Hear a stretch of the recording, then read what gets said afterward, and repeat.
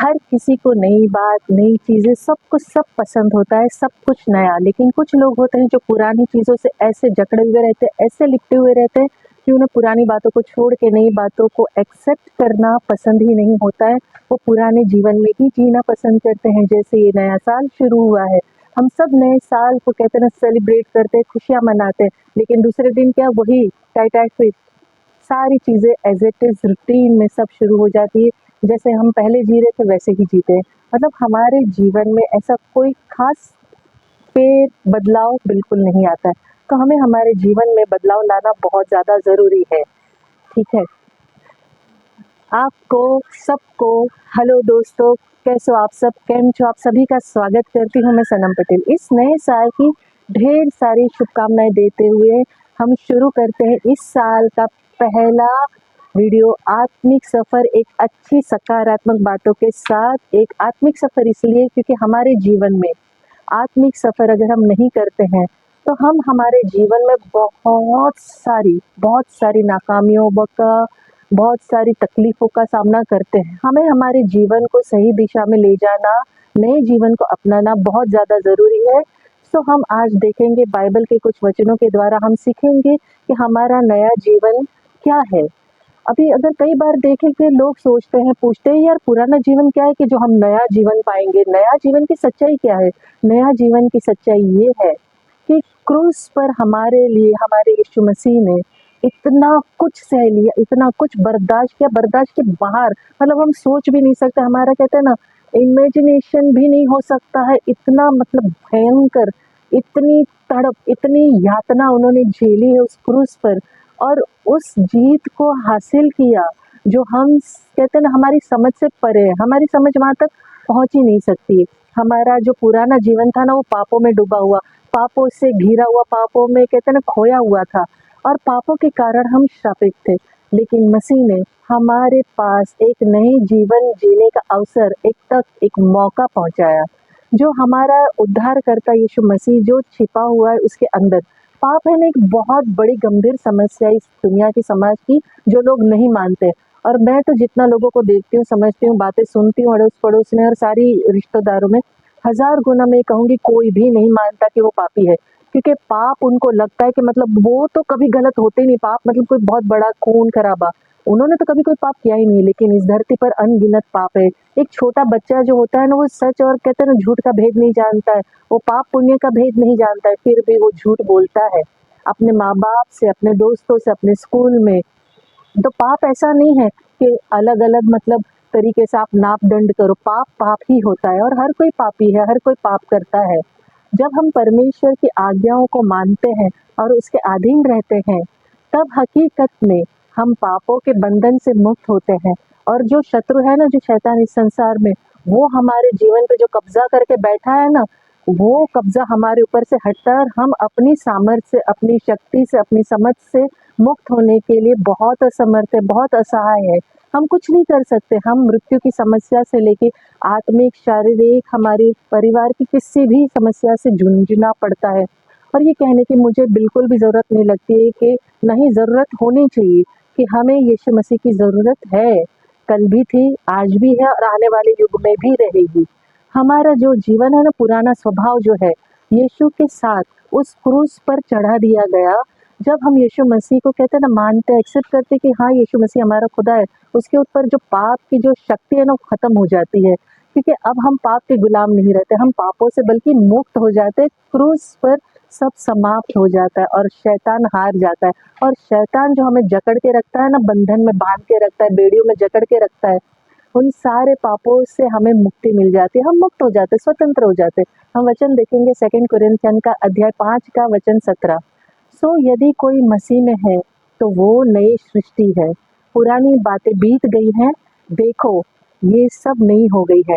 तो आप समझिए कि जब हम मसीह में होते हैं, जब हम यीशु मसीह को मानते हैं, उसके वचन के अनुसार कहते हैं ना अपने जीवन को व्यतीत करते ढालते हैं, तो हम नया जीवन पाते हैं और सब कुछ नया हो जाता है, पुराना सब कुछ दफन हो जाता है, बीत जाता है। और बिल्कुल वैसे ही जैसे मसीह में होने से, मसीह जब धरती पर था इस जगह पर, उसने मृत्यु का सामना किया, फिर दफन किया गया और फिर पुनरुत्थान हुआ, फिर वो जी उठा और पिता के दाहिने हाथ जाकर बैठ गया। हमें एकजुट होना है। हम पौलुस ने इस बात पर है ना बहुत जोर दिया हुआ है कि जो लोग मसीह में हैं, यानी कि जो लोग उसके मृत्यु पुनरुत्थान से जुड़े हुए हैं, वो एक नई रचना बन जाते हैं, वो एक नई सृष्टि बन जाते हैं। यीशु मसीह ही सिर्फ एकमात्र माध्यम जरिया है नए जीवन देने का, या कहें नए जीवन को प्राप्त करने का। वास्तविकता जो है ना, जो सच्चाई है, ईश्वर को हम अपना जीवन जब समर्पित कर देते हैं, पूरी तरह हम अपना जीवन जो है समर्पण के साथ जीते, अधीनता के साथ जीते हैं, तब जाकर हम नया जीवन प्राप्त करते हैं। प्रभु पर भरोसा रखना, हमेशा के लिए उस वचनों पर टिके रहना, मतलब फॉर्म रहना, अडिग रहना, ये बात है ना जो नए नियम के अनुसार हमने देखा कि पौलुस क्या जोर दे रहा है। पुराने नियम में भी ये बात कही गई है। यशायाह चैप्टर में 66:22 वचन में कहा गया है, क्योंकि जिस प्रकार नया आकाश और नई पृथ्वी जो मैं बनाने पर हूँ मेरे सम्मुख बनी रहेगी, उसी प्रकार तुम्हारा वंश और तुम्हारा नाम भी बना रहेगा। यहोवा की यही वाणी है। तो ये सारे जो वचन है ना, परमेश्वर के जो वादा है ना, पूरी तरह हमें निश्चिंत करता है, भरोसा दिलाता है, हमें आशा की ओर ले जाता है, हमें इस संसार से जो हम निराशा में डूबे हुए उसमें से निकालता है, हर एक दुख से हमें उभारता है। हमें एक कहते हैं ना समझने की जरूरत है कि हम नई सृष्टि क्यों है। जब हम मसीह में आते हैं ना, तो हम सारे पापों से निकल जाते हैं। जैसे यूहन्ना अध्याय 3:3 कहता है कि यीशु ने उसको उत्तर दिया कि मैं तुमसे सच सच कहता हूँ कि यदि कोई नए सिरे से ना जन्मे तो परमेश्वर का राज्य नहीं देख सकता है।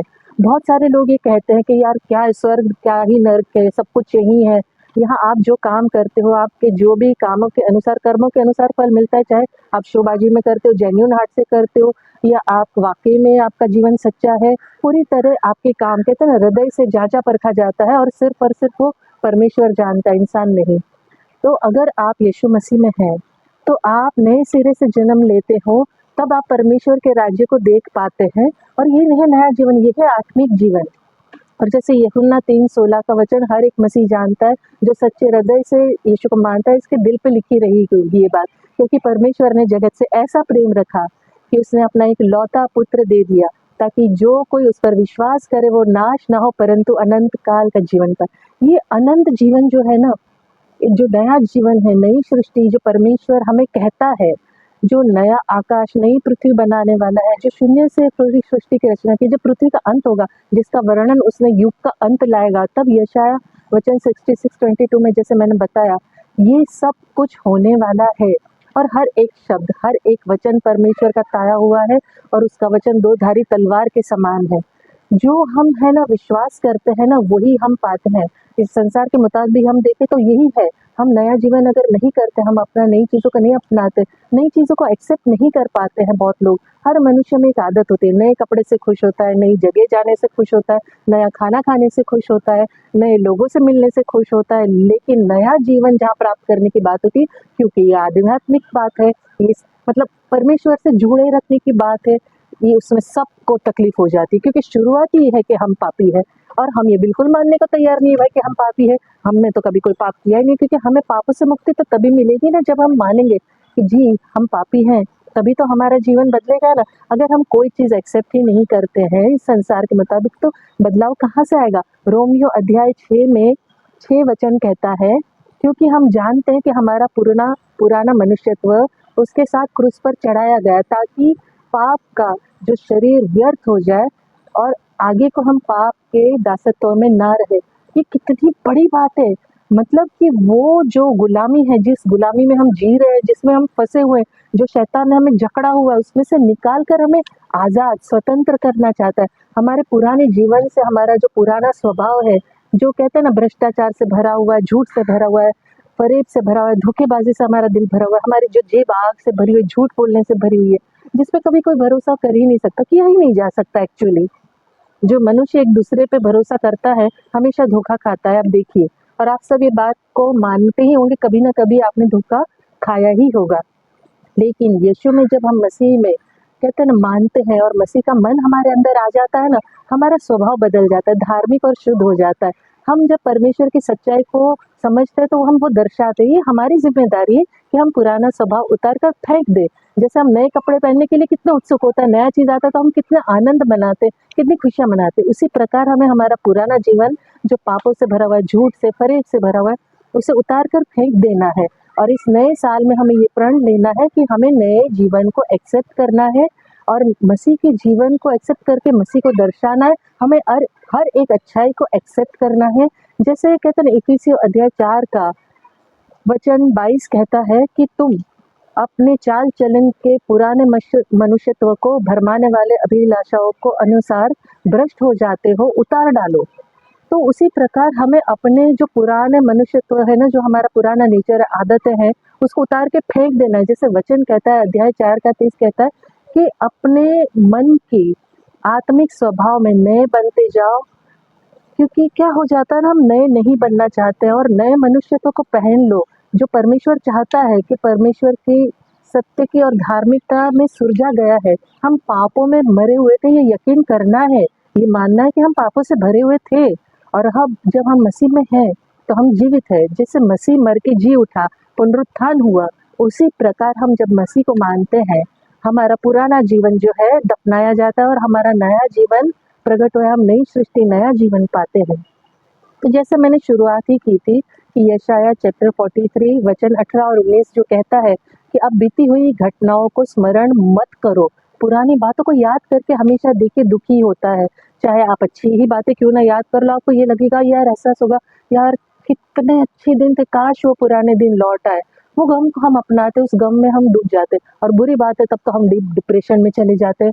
तो वचन हमें यही समझाने की कोशिश करता है कि पुरानी घटनाओं को स्मरण मत करो, मत याद करो पुरानी बातों को, ना ही प्राचीन काल की बातों पर मन लगाओ। यार उस वक्त मेरे साथ कितना बुरा हुआ था, उसने कितना बुरा किया था, यार कितना अच्छा हुआ था, बीत गया, वो बीत गया, वो लौट के नहीं आ सकता है।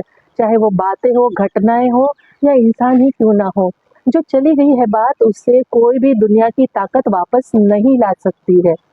तो उस पुरानी बातों में हम अपने जीवन को, हमारे जीवन की खुशियों को क्यों नष्ट करते हैं? हम नए जीवन की ओर क्यों नहीं जाते? हम नई दिशा की ओर क्यों नहीं जाते हैं? हम पुरानी बातों को भूल कर आगे क्यों ना बढ़े? जब परमेश्वर हमें साफ सीधा वादा करता है, वो कहता है कि देखो मैं एक नई बात करता हूँ, वो अभी तुम पर प्रकट होगी। क्या तुम इनसे अनजान रहोगे? हाँ, क्या वाकई में हमें अनजान रहना है, बेवकूफ रहना है? हमें क्या भोंदू बन के रहना है, भोला भाला, या क्या बन के रहना चाहते हैं हम? नहीं, बिल्कुल नहीं। हमें तो मतलब मालूम ही नहीं है यार, परमेश्वर हमारे लिए कुछ करने वाला है, नई चीज करने वाला है। परमेश्वर की योजना हमेशा हमारे लिए, मनुष्य के लिए भलाई की होती है, अच्छाई की होती है और प्रॉस्पेरिटी की होती है। लेकिन हम उसको मान सम्मान नहीं देते, उसकी आज्ञाओं को उल्लंघन करते हैं, उसके कहते हैं वचनों को तुच्छ जानते, उसे हम वो स्पेस, वो जगह ही नहीं देते कि हमारे जीवन को बदले। वो हमें आगे बढ़ने में मदद करना चाहता है, लेकिन हम शुरुआत ही नहीं करेंगे तो हम आगे कैसे बढ़ेंगे? हम उन बातों का मनन नहीं करेंगे तो अपने जीवन को हम सुधारेंगे कैसे? तो सबसे पहला कदम हमें खुद ही बढ़ाना होगा अपने जीवन की नई शुरुआत करने के लिए। जैसे ये साल शुरू हुआ है, साल की शुरुआत में हमें अपने आप से वादा करना है कि नहीं, मुझे मेरे जीवन को बदलना है, मुझे मेरे पापों से मुक्ति चाहिए, मुझे इन पाप के जीवन में नहीं जीना है, मुझे पाप से निकल के मेरे जीवन को समृद्धि से भरना है, नया जीवन बनाना है। जैसे मैं अपना उदाहरण देती हूँ कि जब मैं पुराने जीवन के अनुसार जीती थी, मुझे पाप नहीं लगता था, झूठ नहीं लगता, मैंने क्या गलती की है? मतलब जब एहसास होता है ना, जब पता चलता है कि हम हमारे दिनचर्या में आज की डेट में भी कई बार जाने अनजाने कितनी बार गलतियां हो जाती, कितने झूठ निकल जाते हैं। सो ये गलत बातें हैं, सारी बातें पापों से मुक्त करने के लिए हमें यीशु मसीह आया है, नया जीवन देने के लिए आया है। हमें बीती बातों को भूल कर नए जीवन को अपनाना चाहिए। नए साल में हम जब नए साल को गले लगा रहे हैं तो हमें नए जीवन को भी गले लगाना चाहिए। मैं दुआ करती हूँ ईश्वर से, प्रभु से सर झुका के मांगती हूँ कि ये साल आपके सारे सपने पूरे हो जाए, आप नए जीवन को अपनाएं और आप एक सही रास्ते को अपनाएं, अपने पापों से आप मुक्ति पाए और अपने पापों से उभर कर एक खूबसूरत एक नई जिंदगी जिए और ये एक्सेप्ट करके हाँ, हमसे भूल हुई है, हमें पापों से बाहर निकलना है, हमें प्रभु का सहारा चाहिए, हमें नया जीवन चाहिए। देखिए, हम मांगेंगे तो डेफिनेटली देगा, क्योंकि वो कभी भी अपने बच्चों से मुंह नहीं मोड़ता है। एक बार हमारे संसार के माँ बाप मुंह मोड़ देंगे, लेकिन वो मुंह नहीं मोड़ता है। नए साल में नए जीवन में प्रवेश करना है। इस नए साल की ढेर सारी शुभकामनाओं के साथ मैं दिल से चाहती हूँ जेन्युइनली चाहती हूँ कि आप अपने जीवन को बदले, आत्मिक जीवन को बदले, अपने जीवन में आगे बढ़े और ज़िंदगी में ऐसा कोई काम ना हो जिसको करने से या जिसके कहने से आपके अंदर एक डर, एक खौफ, एक भय आए।